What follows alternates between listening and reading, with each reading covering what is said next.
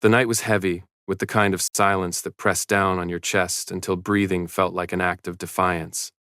I sat cross-legged on the worn carpet of my studio apartment, my 2-year-old son Noah curled in my lap, his tiny body shaking with sobs that had nothing to do with nightmares and everything to do with hunger. "Papa," he whimpered, his small hand clutching my shirt. "Hungry. Tummy hurts." My chest ached with a pain sharper than any physical wound. "I know, baby. I know. Just a little longer, okay? Papa's gonna fix this." But how? The question echoed in my mind like a death sentence. The cabinets were empty.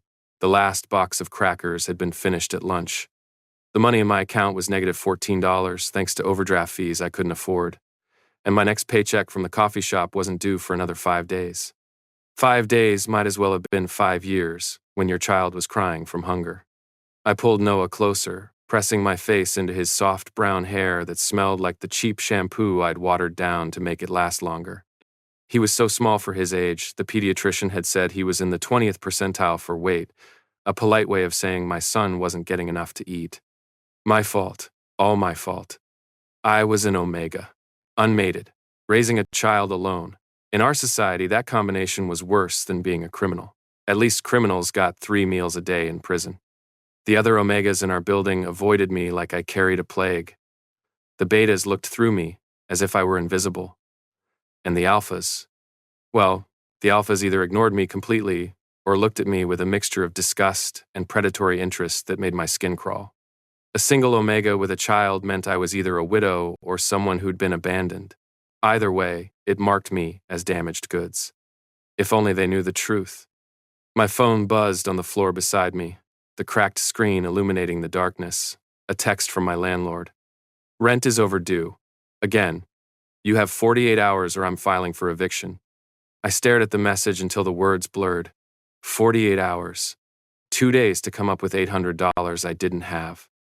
Noah's sobs had quieted to hiccups, his exhaustion finally overcoming his hunger. His eyelids drooped, his small body going limp against mine. "That's it, baby," I whispered, rocking him gently. "Sleep. When you wake up, everything will be better." Another lie. I was so good at lying to him, to myself. I picked up my phone again, my thumb hovering over my contacts list. There was only one person I could ask for help. Marcus, my best friend from college. He'd helped me before, sending money when things got really desperate, but I'd already asked him twice this month. My pride, what little I had left, recoiled at the thought of begging again. But pride didn't feed hungry children. I opened a new message, my hands trembling as I typed. "Marcus, I'm so sorry to ask again. I know I already owe you from last time, but Noah hasn't eaten anything substantial in 2 days and I don't get paid until Friday. Could you please send maybe $50? Just enough for some groceries? I'll pay you back, I promise. I always do." My finger hovered over the send button. Shame burned through me like acid. Then Noah whimpered in his sleep, his little stomach gurgling audibly, and I pressed send before I could stop myself. The message whooshed away into the digital void. I exhaled, my shoulders sagging. At least I'd tried. At least I was doing something. Noah's breathing had evened out, his face finally peaceful. I carefully maneuvered him onto the thin mattress that served as our bed, covering him with the only blanket we owned. He didn't stir, too exhausted to wake. I sat there watching him sleep, memorizing the curve of his cheek, the way his little mouth was slightly open, the thick lashes that rested against his skin. He looked so much like them, all 3 of them. The father he'd never met. The alphas I'd spent 2 years trying to forget. My phone buzzed. I grabbed it eagerly, expecting Marcus's usual quick response, but the number on the screen made my blood run cold. "Unknown number, who is this?" I stared at the message, confusion giving way to creeping horror. That wasn't Marcus's number. With shaking hands, I scrolled back to my sent messages, the text I'd written, the one begging for money, the one mentioning Noah. I'd sent it to the wrong contact. But who? I frantically checked the recipient. My breath caught in my throat. Group, Ashford Brothers. No. No, no, no. The phone slipped from my fingers, clattering onto the floor. My vision swam, panic clawing up my throat. I'd sent that message, that desperate, humiliating message about needing money to feed their son to the group chat I'd created 2 years ago. The one I'd never deleted because some masochistic part of me couldn't let go completely. The chat with all three Ashford brothers, Ronan, Callum, and Lucien. The triplet alphas who'd spent one night with me during an unexpected heat, the night that had resulted in Noah, the night I'd run from the next morning and never looked back. They didn't know about Noah. I'd made sure of that. I'd hidden my pregnancy, moved to a different part of the city, changed my number, though clearly not well enough if this old group chat still worked, and built a life that didn't include them, because they terrified me. Not in the way that made you fear for your safety, but in the way that made you fear for your heart. They were powerful, wealthy, connected, everything I wasn't. And they'd made it clear that night that what we'd shared was temporary, a heat-induced encounter, nothing more. So I'd left, before they could reject me, before they could look at me with that mixture of pity and dismissal that alphas always gave to omegas who caught feelings. And now I'd just sent them a message that revealed everything. My phone buzzed again, then again, and again. 3 messages in rapid succession. Unknown. Number 1. You have a child? How old? Unknown. Number 2. Is this Silas? Silas Monroe? Unknown. Number 3. Answer the question. Now. I grabbed the phone with trembling hands, my heart hammering so hard I thought it might burst. The first number must be Ronan, always direct, always demanding answers. The second was probably Callum, he'd remember my name, always did have an unsettling memory for details. The third, that commanding tone, could only be Lucien. I stared at the screen, my mind racing. I could ignore them, block the numbers, pretend this never happened. But even as the thought formed, I knew it was useless. They knew now. And men like the Ashford brothers didn't just let things go. My fingers moved before my brain could stop them. This is Silas, and yes, I have a son. But this was a mistake. The message wasn't meant for you. Please forget it. I hit send and immediately regretted it. The response was instant. Ronan, how old is your son? Callum, you disappeared 2 years ago. We searched for you. Lucien, if that child is ours, you have approximately 10 minutes to tell us where you are before we find you ourselves. The words blurred on the screen. My hands shook so badly I nearly dropped the phone again. They couldn't know. They couldn't find us. If they did, but even as panic consumed me, a traitorous part of my heart whispered, maybe that wouldn't be so bad. I crushed the thought immediately. I typed quickly, desperately. He's not yours. You don't need to worry about this. I can handle it myself. The lie tasted bitter even through text. Ronan, bullshit. How old? Callum, Silas, please, just talk to us. Lucien, we're not asking anymore. I clutched the phone to my chest, my breath coming in short gasps. What had I done? What had I fucking done? Behind me, Noah stirred, making a small sound in his sleep. I turned to look at him, my beautiful boy, and felt tears burn my eyes. I'd tried so hard to protect him, to protect us both, and with one careless text, I'd destroyed everything. My phone rang. Not a text this time, an actual call. I stared at the screen, watching Ronan's name flash over and over. My thumb hovered over the decline button. But something stopped me. Maybe it was exhaustion. Maybe it was the bone-deep weariness of fighting this battle alone for so long. Maybe it was the small, desperate hope that they might actually help. I answered, "Hello?" My voice came out barely above a whisper. Silas. Ronan's voice was exactly as I remembered, deep, commanding, with that edge of controlled intensity that had made my Omega instincts sing 2 years ago. Tell me where you are. Right now. I can't. You can, and you will. His tone left no room for argument. You sent a message saying you can't feed your child. A child who, based on timing, is almost certainly ours. So I'll ask one more time. Where are you? It's not, he's not. I couldn't even finish the lie. Not when Noah was lying 3 feet away, looking exactly like a miniature version of the 3 men who'd created him. Silas. This time it was Callum's voice, softer but no less determined. We're not going to hurt you. We just want to talk, to understand. And to meet our son, Lucien added, his voice cutting through with absolute certainty. Because he is ours, isn't he? The question hung in the air like a guillotine blade. I could keep lying, could hang up, grab Noah, and run again. But where would I go? I had no money, no resources, nowhere to hide that men with their wealth and connections couldn't find me. And I was so tired of running. Yes, I whispered finally, the word breaking something fundamental inside me. He's yours, all three of you. The silence on the other end was deafening. Then Ronan's voice, rough with emotion I couldn't name. Address. Now. I gave it to them, sealed my fate with a street name and apartment number. Don't leave, Lucien ordered. Don't even think about running. We'll be there in 20 minutes. The call ended.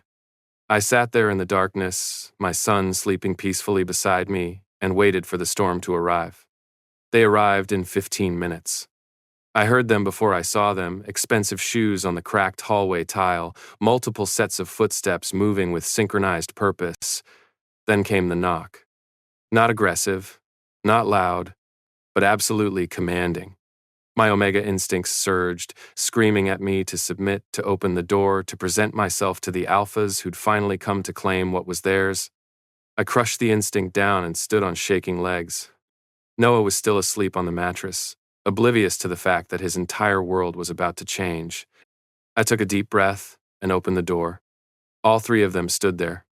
Ronan in the center, tall, broad-shouldered, his dark hair slightly disheveled as if he'd rushed here without bothering to fix it. His gray eyes locked onto mine with an intensity that made my knees weak. Callum to his right, same height, same build, but with a more calculated air about him. His dark eyes swept over me, cataloging every detail, every sign of the 2 years that had passed. Lucien on the left quieter, but somehow more dangerous for it. His gaze was sharp, missing nothing, and when his eyes met mine, I felt pinned in place. They all wore expensive suits, all smelled like cedar and smoke and something uniquely alpha that made my body respond in ways I'd spent 2 years trying to forget. And they were all staring at me like I was a puzzle they couldn't quite solve. Silas, Ronan said, my name rough on his tongue. I couldn't speak, could only nod. Callum's gaze moved past me, scanning the tiny apartment visible through the open door. I saw the moment he registered the peeling wallpaper, the stained carpet, the complete lack of furniture. His jaw clenched. Can we come in? Lucien asked, though it wasn't really a question.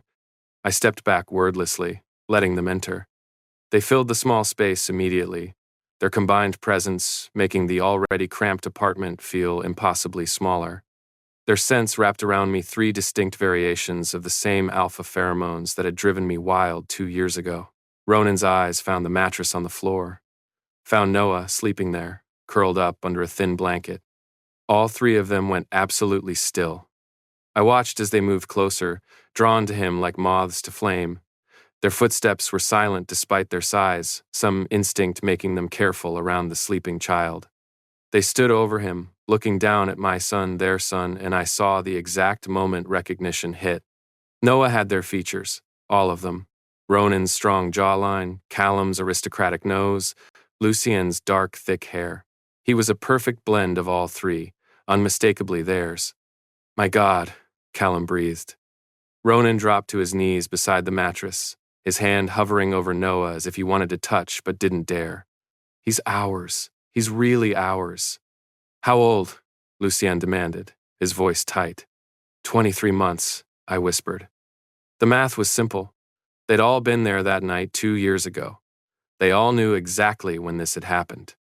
Callum turned to me, his expression a mixture of wonder and fury. You were pregnant. When you disappeared, you were pregnant with our child. Not a question, an accusation. I wrapped my arms around myself, defensive. I didn't know at first, and when I found out, you ran, Ronan finished, standing slowly, his eyes blazed. You found out you were carrying our son and you ran instead of coming to us. What was I supposed to do? My voice rose despite my attempt to stay calm. Show up at your door and say, hey, remember that heat-induced one-night stand? Surprise, you're going to be fathers? You made it clear that night was all it was. Temporary. Meaningless. We never said that, Callum cut in. You didn't have to. I saw the way you looked at me the next morning. Like you were already trying to figure out how to let me down easy. So I saved us all the trouble and left. You had no right, Ronan started. Noah stirred, making a small sound. We all froze. His eyes fluttered open, unfocused with sleep. He sat up slowly, rubbing his face with tiny fists. Then he saw them. 3 huge strangers looming over him in the darkness. His lower lip trembled. No, baby, it's okay, I said quickly, moving toward him. But before I could reach him, Ronan knelt down again, making himself smaller, less threatening. Hey there, he said softly. Sorry we woke you. Noah blinked at him, his child's instincts apparently not sensing danger. Instead, his little nose wrinkled, scenting the air. Then he did something that made my heart stop. He reached out toward Ronan, his small hands grasping. Up, he demanded in his toddler voice. Up. Ronan looked at me, asking permission. I couldn't speak, could only nod. With infinite care, Ronan lifted my son, our son, into his arms. Noah went willingly, his little hands patting Ronan's face with fascination. You smell good, Noah announced with the brutal honesty of a 2-year-old. Like trees. Ronan's expression crumbled, something raw and vulnerable breaking through his usually controlled exterior. Yeah? What else do I smell like? Safe, Noah said simply, then turned to look at Callum and Lucian. They smell like you. Are you brothers? We're triplets, Callum said, moving closer. Do you know what that means? Noah shook his head. It means we were all born on the same day. We share everything. Even birthdays? Even birthdays. Noah seemed to consider this. Then he looked at me. Papa, why do they smell like me? The question hit like a physical blow. All 3 alphas turned to stare at me, waiting for my answer. I opened my mouth, closed it, had no idea what to say. Lucian moved then, approaching Noah with the same careful deliberation. What's your name? Noah. Noah, what? Noah Monroe. I saw the way all 3 of them reacted to my last name attached to their son, saw the possessive flash in their eyes. Well, Noah Monroe, Lucian said quietly. My name is Lucian Ashford, and these are my brothers, Ronan and Callum Ashford. Noah's eyes went wide. You have the same last name, like brothers in my stories. That's right. And you know what else? Lucian reached out, gently touching Noah's hand. You're going to have that same last name too. My blood ran cold. No, absolutely not. You can't just... Can't what? Ronan turned to me, Noah still secure in his arms. Can't claim our son? Can't give him our name? Can't provide for him when clearly you've been struggling? The words cut deep because they were true. You don't have the right. We have every right. Callum interrupted, his usual calm fracturing. He's our son, Silas. Ours. You can't possibly think we're going to walk away now that we know he exists. I've been raising him just fine on my own. Fine? Lucian gestured around the apartment. You call this fine? There's no food in your cabinets. You're sleeping on the floor.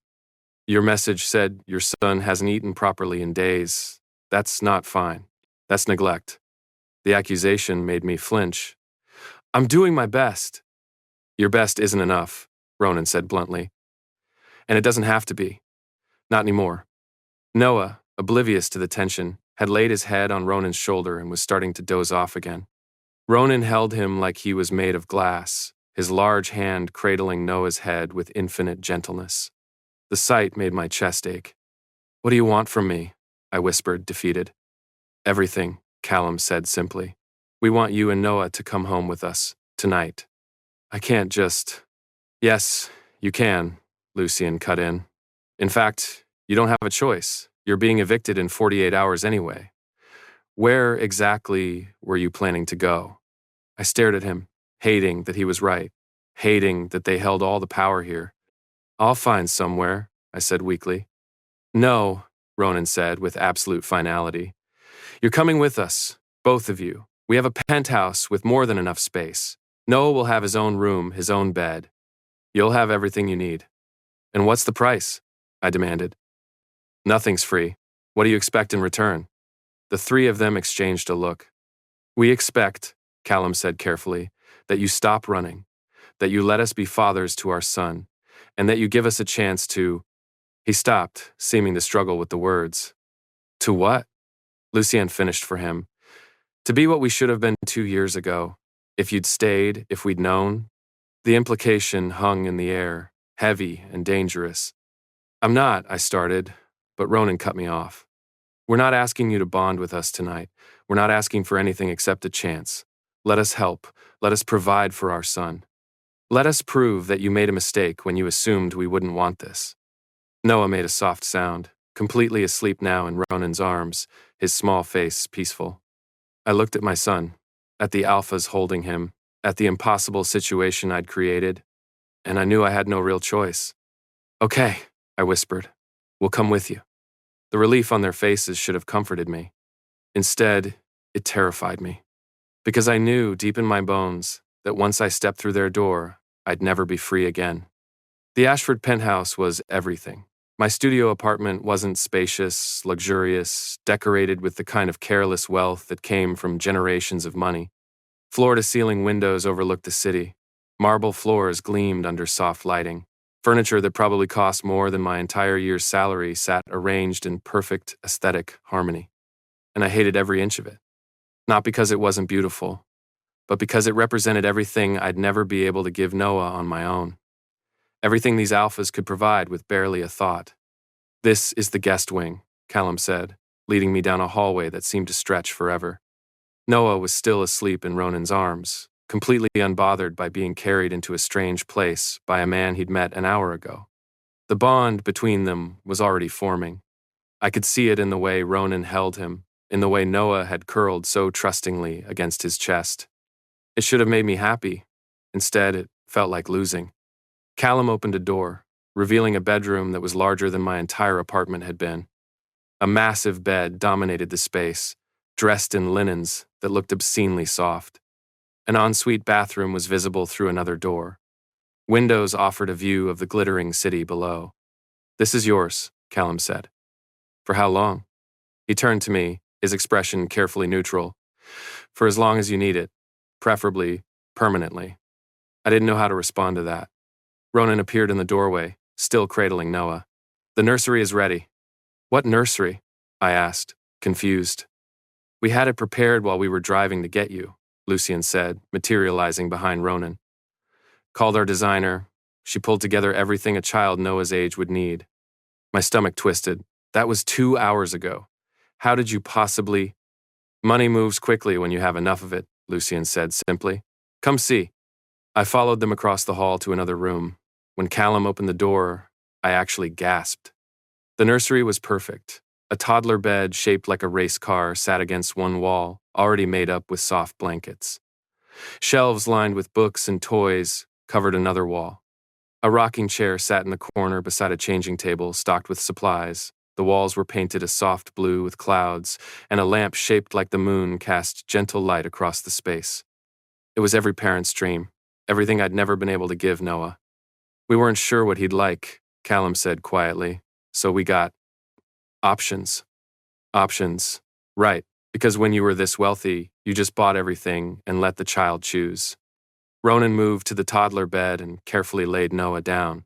Our son barely stirred, just curled onto his side with a soft sigh. All three alphas stood there, looking down at him, their expressions identical masks of wonder and possession.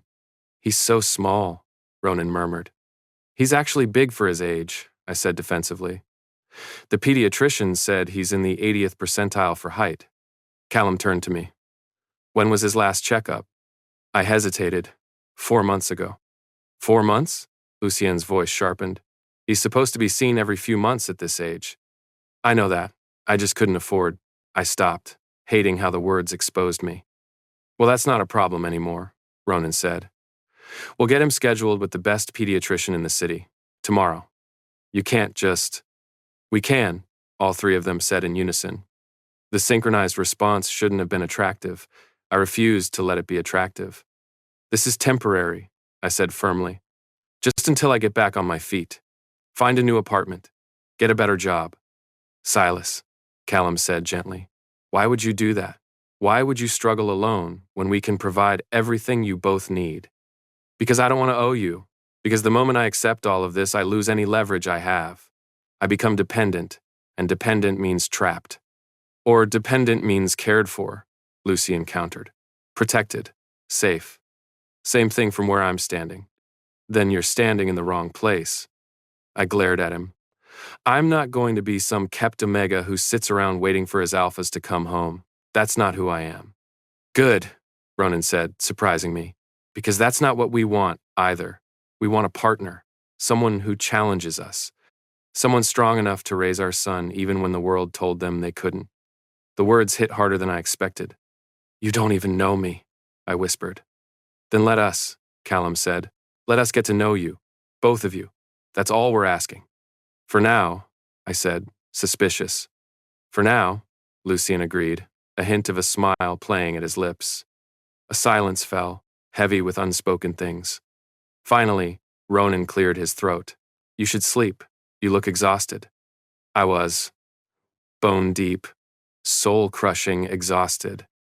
But the thought of sleeping here, in their space, under their roof. I'll stay with Noah, I said, in case he wakes up scared. The guest room is right across the hall, Callum pointed out. I don't care. I'm staying with him. They exchanged another one of those looks. Fine, Lucian said. But you're at least using the rocking chair instead of the floor. And there are blankets in the closet. He was giving me an out, letting me stay without making it an argument. I nodded, grateful despite myself. One by one, they left. But not before each of them stopped to look at Noah one more time, as if reassuring themselves he was real. When the door finally closed behind them, I sank into the rocking chair and let myself cry. Silent tears that I'd been holding back for hours, for months, for 2 years. I'd thought I was protecting us by running. Instead, I'd only delayed the inevitable. Because now that the Ashford brothers knew about Noah, I had a feeling they'd never let us go. And the worst part?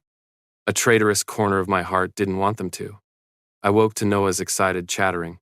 Disoriented, I blinked against the early morning sun streaming through windows I didn't recognize. The rocking chair beneath me creaked as I shifted, my neck stiff from sleeping at an awkward angle. Then I remembered. The penthouse, the alphas, everything that had happened last night. Papa, look! I turned to see Noah standing by the toy shelves, his small hands clutching a stuffed dragon that probably cost more than my monthly rent. Look what I found! His face was lit up with pure joy. Can I keep him? Before I could answer, the door opened. Ronan entered, carrying a tray with food, actual food, not the crackers and canned soup I'd been surviving on. Morning, he said, his eyes finding mine. Thought you might be hungry. The smell hit me immediately. Fresh bread, eggs, fruit, coffee. My stomach growled so loudly Noah giggled. Papa's tummy is talking. Ronan smiled, and the expression transformed his entire face. Then, we should probably feed it. What do you say, Noah? Want to help me bring breakfast to your papa?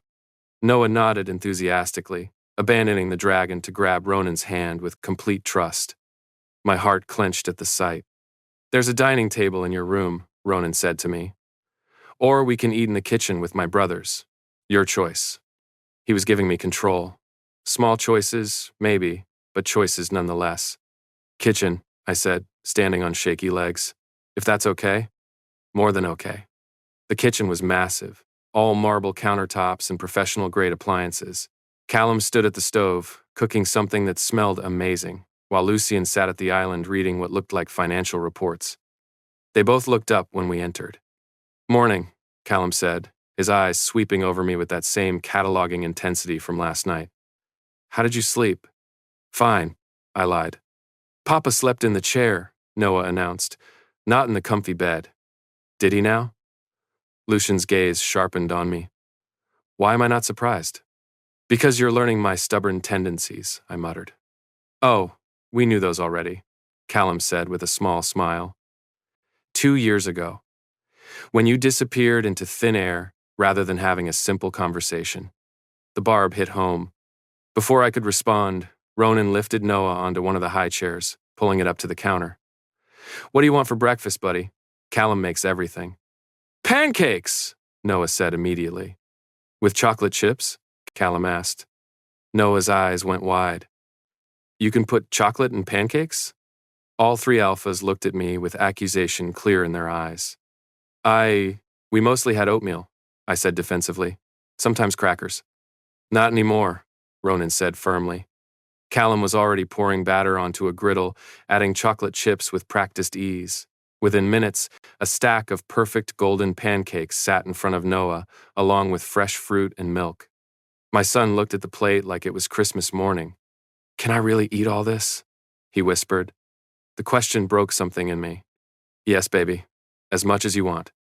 I sat beside him, my own plate appearing courtesy of Callum. The food was incredible fluffy pancakes, perfectly scrambled eggs, fresh berries that probably cost more per pound than my hourly wage. I tried to eat slowly, but my body had other ideas. I'd been rationing food for so long that facing abundance made me almost frantic. Easy, Lucian said quietly. There's plenty. No one's going to take it away.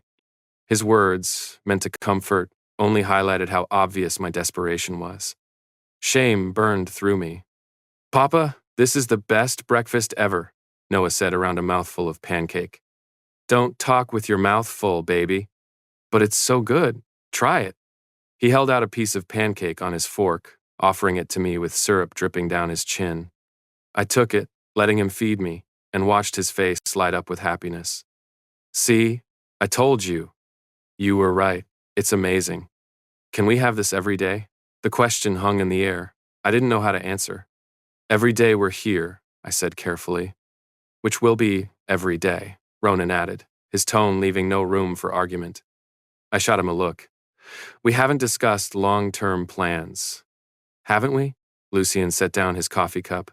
You have no apartment, no job that pays enough to support a child, no family willing to help. Meanwhile, we have unlimited resources, a desperate desire to be involved in our son's life, and enough space for both of you to be comfortable. Seems like the long-term plan is obvious. So I'm just supposed to stay here, live off your charity? It's not charity when you're providing something invaluable in return, Callum said. And what's that? Access to our son. And, he paused, choosing words carefully, a chance to build something none of us knew we wanted 2 years ago. Build what? The three of them exchanged looks. A family, Ronan said simply. The words knocked the air from my lungs. You don't want that, I said. You couldn't possibly. I'm nobody, just an Omega who happened to go into heat at the wrong time in the wrong place. The right time, Callum corrected gently. The right place. Because it gave us him. He nodded toward Noah, who was happily destroying his second pancake. And you. You don't know anything about me. Then tell us, Lucian challenged. Or, better yet, let us discover it. That's how this usually works, isn't it? You spend time together, learn about each other, see if you're compatible. We already know we're physically compatible, Ronan added with a hint of heat in his voice. My cheeks burned. That was heat-induced. Doesn't count. Doesn't it? He leaned forward slightly. I remember every second of that night, Silas. Every sound you made. Every time you begged for more. The way you fit perfectly between the three of us like you were made for it. Ronan, Callum warned, glancing at Noah. He's 2. He's not paying attention. But I was paying attention, and my body remembered too. Remembered the overwhelming pleasure of being worshipped by 3 alphas at once. The way they'd coordinated so perfectly, knowing exactly where to touch, how to move, anticipating my needs before I even voiced them. The way I'd felt cherished, claimed, complete. And then the crushing disappointment when I'd woken to find them distant, polite, already mentally moving on from what had clearly been just another heat night hookup for them. So I'd left before they could formally dismiss me. This isn't going to work, I said, pushing back from the counter. We're from different worlds. You're wealthy alphas who could have anyone. I'm a broke Omega with stretch marks and baggage and a child who needs stability, not 3 alphas who'll get bored in a few months and... Stop, Lucian cut in sharply. Stop assuming you know what we want. Stop projecting your fears onto us. And stop insulting us by suggesting we'd abandon our son. I didn't mean... Didn't you? His eyes blazed. You assume the worst about us at every turn. That we won't want Noah. That we'll get bored of you. That this is temporary. Have you considered that maybe, just maybe, we're serious? Why would you be serious? You barely know me. Then let us get to know you. Ronan's voice rose with frustration. That's all we're asking for. Time. A chance. Stop fighting us on every single thing and just let us try. I stood there, trembling, overwhelmed by emotion I couldn't name. Noah chose that moment to reach for me, his sticky hands leaving syrup prints on my shirt. Papa okay? He asked, concerned. I lifted him from the high chair, holding him close. Papa's fine, baby. You look sad. Sometimes grown-ups have complicated feelings. He seemed to consider this. Then he patted my cheek with his small hand. The nice men make you feel better? Out of the mouths of babes. I looked over Noah's head at the three alphas watching us with identical expressions of determination and hope. Maybe, I whispered. Maybe they will. It was the closest thing to acceptance I could offer. And judging by their faces, they'd take it. The first week passed in a blur of new routines and constant negotiations. The alphas were relentless but patient. They didn't push for more than I could give, but they also didn't let me retreat behind walls. Ronan took charge of Noah's daily schedule. He researched child development with the same intensity he probably brought to business deals, creating a structured routine that included playtime, learning activities, and plenty of physical affection. Callum handled the practical matters, doctor appointments, wardrobe updates, nutrition planning. He had Noah enrolled in a toddler enrichment program within 3 days and personally vetted every teacher and caregiver. Lucien focused on me, not in an obvious way, but I noticed. He made sure I ate regular meals. He appeared with books he thought I might like. He asked questions about my life, my dreams, what I wanted beyond just surviving. It should have felt overwhelming. Instead, it felt like being seen for the first time in years. But I still kept them at arm's length emotionally. I participated in family dinners. I let them spend time with Noah. I even accepted their help with necessities. But I didn't let myself believe it would last. Papa, come play. I looked up from my book to see Noah tugging Ronan's hand, trying to drag the massive alpha toward his toy corner. I don't think Ronan has time for... I always have time for this, Ronan interrupted, letting himself be pulled. What are we playing today, buddy? Dragons. You're the dragon, and I'm the knight. Seems like the dragon should be the bad guy. Noah looked horrified. No, the dragon is good. He protects the castle. Ronan glanced at me, something unreadable in his expression. A good dragon. I can work with that. Watching them play, Ronan making elaborate roaring sounds while Noah fought him with a foam sword made my chest ache. This was what I'd wanted for Noah. A father, family, stability. But I'd also wanted to protect my heart. Those two desires were becoming increasingly incompatible. You're thinking too hard. Callum appeared beside me, sitting on the arm of my chair. I can hear the gears turning from here. I'm allowed to think. Sure, but you're catastrophizing. There's a difference. I shot him a look. How do you know I'm catastrophizing? Because you get this tiny line right here, he touched between my eyebrows, when you're spiraling, and your scent changes, gets bitter, anxious. I pulled back from his touch. Don't analyze me. Can't help it. I'm wired to notice details, especially about you. Why? Why what? Why do you care? About me specifically? Not just because I'm Noah's father, but why the attention? Callum was quiet for a long moment, his gaze drifting to where Ronan was now lying on the floor, dramatically playing dead while Noah celebrated his victory over the dragon. You want the truth? Callum finally said. Always. That night 2 years ago, it wasn't just heat for me, for any of us. He looked back at me. We felt it, the three of us. Something more than just physical attraction. We talked about it after you left, tried to figure out what it meant. My heart stuttered. You talked about me? For weeks, months, actually. We couldn't stop thinking about you. The way you'd challenged us, even while submitting. The way you'd made all three of us work for your pleasure instead of just taking ours. The way you'd looked at us with heat in your eyes, but also something deeper. Heat makes people feel things that aren't real. Does it? Or does it strip away pretense and show you what's actually there? I had no answer to that. We searched for you, Callum continued quietly. Tried to find you through the hotel, through mutual contacts, through everything we could think of. You'd disappeared completely. New number, no forwarding address. Like you'd never existed. I was protecting myself. From what? From this.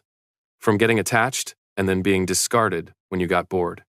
Callum's hand found mine, his fingers threading through. Silas, look at me. I did, reluctantly. We don't get bored. We're not the type. When we commit to something, someone we're all in. That's why we were so cautious about finding you again. We knew if we did, we wouldn't be able to walk away. That's not, you can't possibly. Can't I? His thumb stroked across my knuckles. You've been here a week. In that time, has any of us shown any sign of losing interest? Have we treated you as temporary? Or have we treated you like you belong here? I thought about the way Ronan had taken Noah shopping for clothes and come back with bags full of things I'd mentioned wanting. The way Lucien had noticed I was having trouble sleeping and bought blackout curtains without being asked. The way Callum had learned my favorite coffee order and had it ready every morning. Small things, consistent things. Belonging here doesn't mean belonging to you, I said weakly. Doesn't it? He leaned closer, his scent wrapping around me. Tell me honestly, when you wake up in the morning, do you think about leaving or do you think about staying? Both. Always both. But, increasingly, the staying thoughts were winning. I think, I said carefully, that I'm scared. Of us? Of hoping. Every time I've hoped for something good, it's been taken away. My parents died. My first alpha rejected me. I've learned not to hope. Then let us teach you differently, Callum murmured. Let us show you that good things can stay, that you deserve to be cared for, that Noah deserves to have all his fathers in his life. All? I latched onto the word. You keep saying that, like there's some multiple alpha bond that actually exists. Callum's smile was knowing. There is. In Omegaverse biology, triplets can share a bond with an Omega. It's rare, but it happens. Especially when the Omega has already conceived a child with all three. My breath caught. Noah isn't. You haven't tested. We don't need a test. He's ours. All three of us. You can see it in his features, in his scent, in the way he responds to each of us, differently, but equally. He was right. Noah had already developed distinct relationships with each alpha. He went to Ronan for active play and protection, to Callum for comfort and food, to Lucien for quiet time and bedtime stories. He divided his trust among them as naturally as breathing. And you think I'm supposed to do the same? I asked. I think you already have. You just won't admit it yet. Before I could respond, Noah came running over. Papa, did you see? I defeated the dragon. I saw, baby. You were very brave. He climbed into my lap, sweaty and happy. The dragon said I could ride him tomorrow. Can I? Please? Ronan had pushed himself up from the floor, watching us with soft eyes. If your papa says it's okay. Noah turned to me with those big pleading eyes no parent could resist. Sure, baby. You can ride the dragon tomorrow. His resulting squeal of joy made everyone in the room smile. And for just a moment, I let myself imagine that this could be real, could be permanent, could be home. The second week brought new challenges. Noah's pediatrician visit revealed that he was, as I'd suspected, slightly underweight and behind on some vaccines due to my inability to afford regular care. The doctor was polite, professional, but I saw the judgment in her eyes when she reviewed the medical history I'd provided. He'll need to be on a high-calorie diet for the next few months, she explained. And we should get those vaccines up to date as soon as possible. I'm also going to recommend some supplements. Ronan, who'd insisted on coming to the appointment, asked detailed questions about everything. By the time we left, he had a comprehensive plan and had already scheduled follow-up appointments. In the car, Noah fell asleep almost immediately, exhausted from the exam. He's going to be fine, Ronan said quietly, glancing at me. I know. Then why do you look like you're about to cry? Because the doctor's unspoken accusations had confirmed what I already knew. I'd failed my son.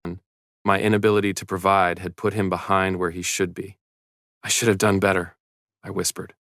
You did the best you could with what you had. That's all any parent can do. My best wasn't enough. Ronan was quiet for a moment. Then he pulled the car over, parking in an empty lot. Look at me. I did, reluctantly. You kept him alive. You kept him safe. You loved him enough to swallow your pride and ask for help. That's not failing. That's being a good father. A good father wouldn't have let him get malnourished in the first place. A good father does what he can with the resources available. You had no support, no money, no family. The fact that Noah is as healthy and happy as he is speaks to your strength, not your weakness. The words cracked something open inside me. I was so scared, I admitted, every day, wondering if I'd be able to feed him, if he'd get sick and I wouldn't be able to afford a doctor, if child services would take him away because I couldn't provide adequately. You're not alone anymore. Ronan reached over, taking my hand. You don't have to be scared. We've got you, both of you. I wanted to believe him. God, I wanted to believe him. What if you change your mind? What if in 6 months or a year you realize this isn't what you wanted? We won't. You can't know that. Yes, I can, because I've never wanted anything more in my life than this, than you and Noah, than being a family. My brothers feel the same way. How do you know? Because we're triplets. We share everything, thoughts, feelings, instincts, and right now all three of us are completely certain that you belong with us. That's not how biology works. Isn't it? You're an omega. You can scent emotions. Tell me honestly, when you're around us, what do you sense? I thought about it, about the way their combined sense affected me, about the emotions I could read beneath their words. Possessiveness, yes, but also affection, devotion, protectiveness that went beyond just Noah. They wanted me, not just as their son's father, but as their omega. I sense. I swallowed hard. I sense certainty. Like you've already decided something I haven't agreed to yet. Have we? Ronan's hand tightened on mine. Or have you already decided too, and you're just too scared to admit it? The question hung between us. In the back seat, Noah stirred, mumbling something in his sleep. We should get him home, I said, avoiding the question. Ronan let it drop. But as he pulled back onto the road, his hand stayed linked with mine. And I didn't pull away. That evening, Lucien found me on the balcony after Noah was asleep.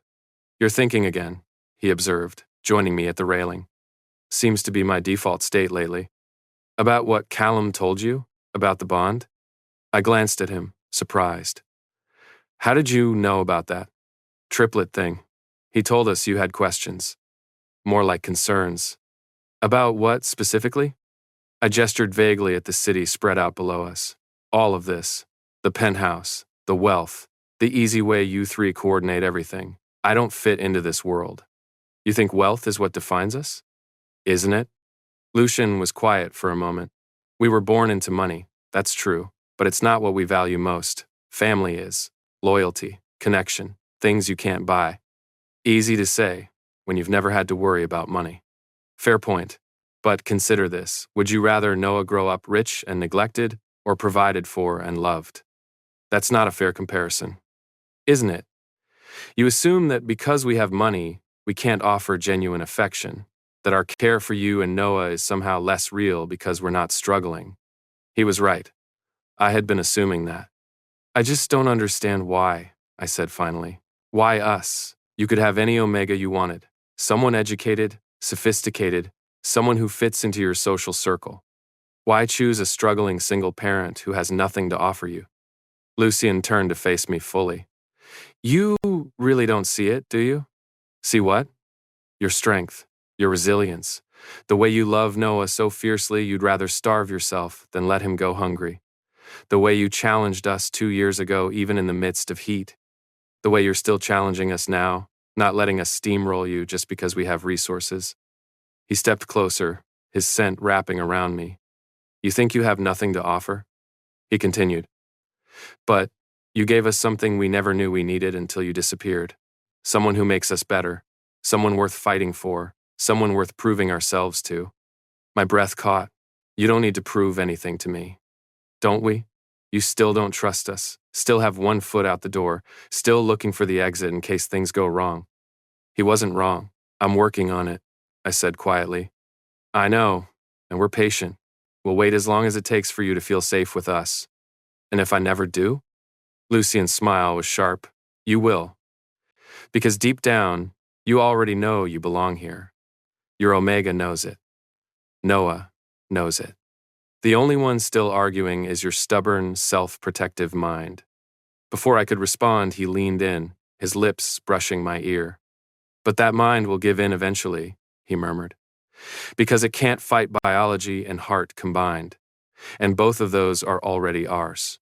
He pulled back, leaving me breathless and trembling. Sleep well, Silas, and stop overthinking. Sometimes the obvious answer is the right one. He left me there, alone with the city lights and thoughts I couldn't untangle. But as I stood there, I realized something. I hadn't thought about leaving in 3 days. The third week, everything changed. It started with Noah getting sick. Nothing serious, just a cold. But his fever spiked one night and he woke up crying for me. I rushed to his room, finding all 3 alphas already there. Ronan was holding Noah, trying to soothe him. Callum had a thermometer. Lucian was on the phone, probably with the doctor. Papa, Noah sobbed, reaching for me. I took him immediately, his small body burning against mine. Fever's at 102, Callum said. Not dangerous yet, but we should watch it. The doctor says to give him children's fever reducer and keep him hydrated, Lucian added, hanging up. If it goes above 103, we bring him to the ER.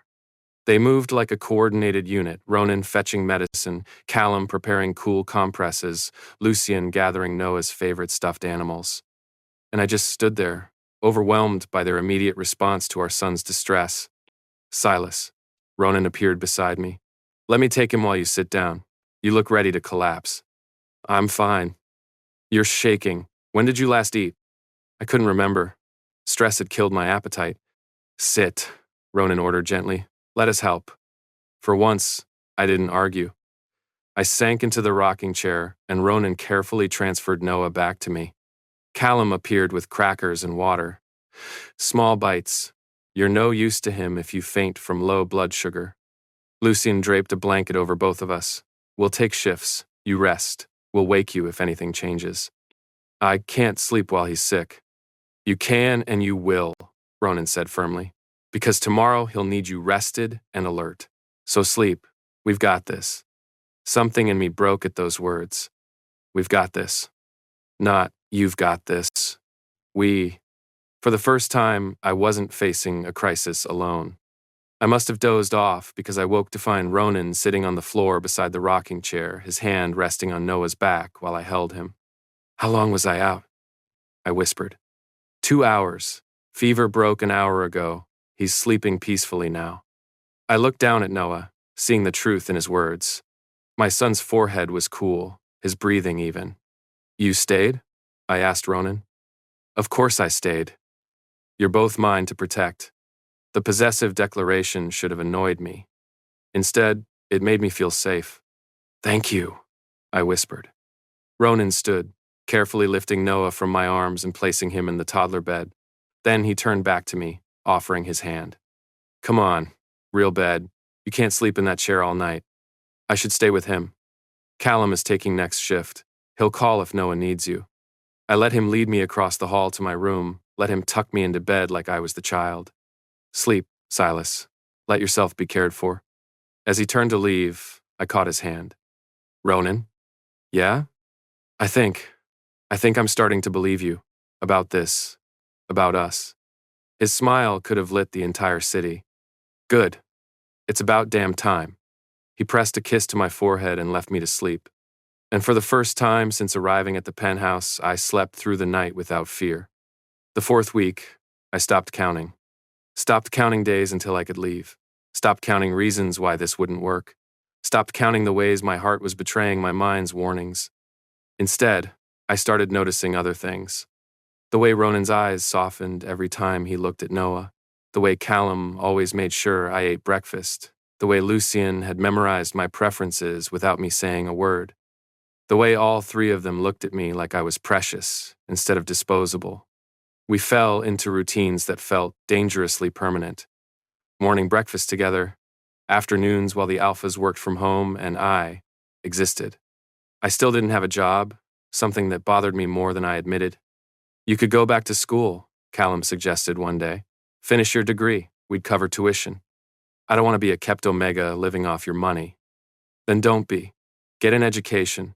Find a career you're passionate about. Let us support you while you build something for yourself. The offer was tempting. Terrifying, but tempting. What would I even study?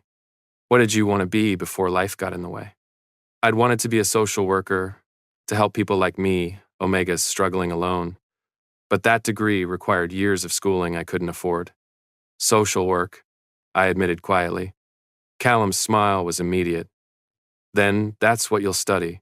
I'll have my assistant research programs. You can start next semester. That's months away. So use the time to prepare, study for entrance exams, get your application materials ready.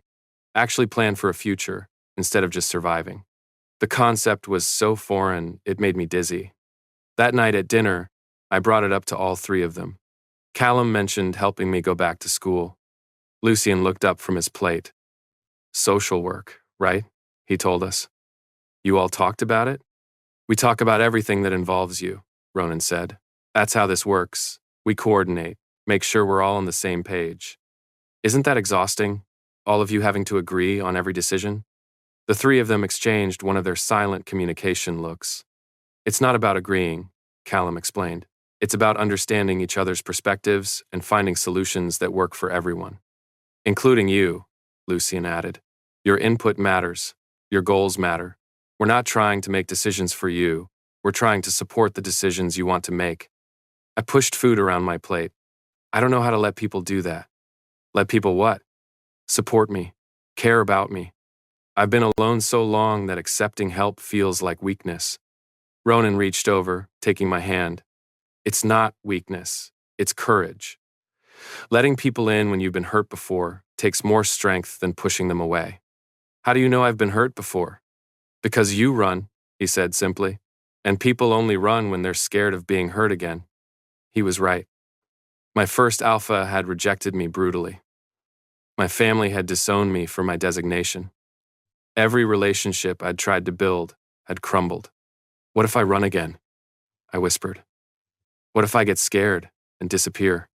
All three alphas stood simultaneously, moving around the table until they surrounded me, Ronan behind my chair, Callum and Lucian on either side. Then we'll find you, Lucian said. And bring you home, Callum added. Every single time, Ronan finished. Their combined scent wrapped around me, their certainty absolute. And something in my chest that had been locked tight for 2 years finally began to crack open. I don't want to run anymore, I admitted. Then don't, Ronan murmured. Stay. Build a life with us. Let us love you the way you deserve. Love. The word hung in the air like a promise. You don't love me. You barely know me. We know you raised our son alone for 2 years despite impossible circumstances, Callum said. We know you challenge us instead of submitting blindly. We know you have nightmares about not being able to provide for Noah and wake up checking to make sure he's still breathing. We know you pretend to be fine when you're falling apart. Lucian continued. We know you love fiercely and protect what's yours with everything you have. We know you're exactly what we didn't know we were looking for. Ronan's hands settled on my shoulders. And we know that if you give us a chance, we'll spend the rest of our lives proving we're worthy of you. Tears burned my eyes. Why? Why do you want me so badly? Because you're ours, they said in unison. The synchronized response shouldn't have affected me. But it did. Because for the first time I was starting to believe them. That night, I made a decision. After putting Noah to bed, I found all three alphas in the living room. They looked up when I entered, instantly alert. Silas, everything okay? I took a deep breath. I want to accept the bond. The room went silent. You, what? Ronan stood slowly. The bond. The three of you keep talking about it. About how triplets can share an omega. I want that. Want you. All of you. Callum moved closer. Are you sure? Because once we bond, there's no going back. I'm sure. I'm tired of fighting this. Tired of pretending I don't want to stay. You're right, I've already decided. I just needed to admit it. Lucien crossed to me, his eyes searching mine. You understand what you're agreeing to? We'll be possessive, demanding. We'll want to know where you are, who you're with, that you're safe. I know. And you'll have to communicate. Can't run when things get hard. Have to stay and work through problems. I know. And you'll belong to us. Completely. No taking it back when you get scared. I know, I whispered. I want that. I want to belong somewhere, to someone, to all of you. Ronan pulled me against him, his scent flooding my senses. You're sure? I'm terrified, but yes, I'm sure. That was all the permission they needed. The claiming that followed wasn't rushed. They took their time, worshipping every inch of me, proving with touches and kisses and whispered words that this wasn't just heat-induced lust. When Ronan finally bit down on my bonding gland, the bond snapped into place with shocking intensity, a golden thread connecting me to him that sang with rightness. Then Callum, then Lucien. 3 bonds, 3 threads winding through my chest, connecting me to each of them in ways that went beyond physical. Through Ronan's bond, I felt his fierce protectiveness, his determination to keep us safe. Through Callum's bond, I felt his devotion, his need to provide and care for us. Through Lucien's bond, I felt his quiet certainty, his unshakable belief that this was exactly where I belonged. And they felt me too, felt my love for Noah, my growing affection for them, my fear that this was too good to last. We're not going anywhere, Ronan murmured against my skin. None of us are. This is forever. Forever, Callum echoed. Forever, Lucien agreed. I fell asleep that night, surrounded by my mates, their bonds humming contentedly in my chest, and believed them. For the first time in my life, I believed I deserved forever. The next morning, I woke to tiny hands patting my face.